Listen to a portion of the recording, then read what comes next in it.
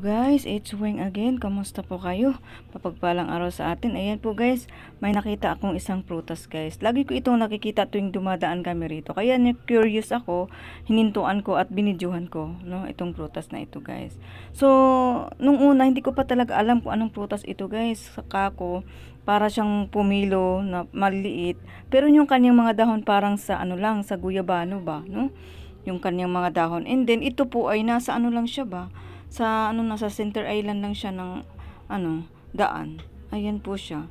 At nag-iisang puno lang po siya, guys. Ayan. And akala ko siya, sa tingin ko sa mala ito ay baliti. Hindi rin pala. So sobrang dami ng bunga tapos malago-lago pa yung kanyang dahon, guys. Ayan, yung kanyang balat ng bunga ay malambot. Parang sa ano ba?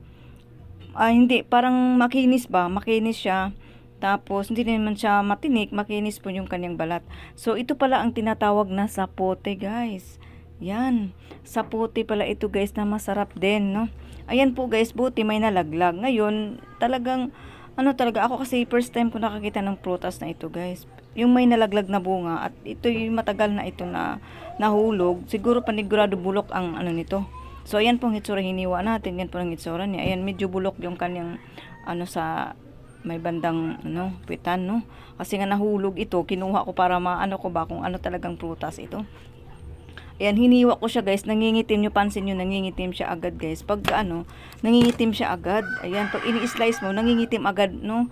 Mga segundo lang, nangingitim agad siya. Kasi ang prutas nito ay sapote. Talagang maitim talaga siya guys. Pag nahinog ito guys, ay sobrang itim po siya na tinatawag nilang chocolate, no?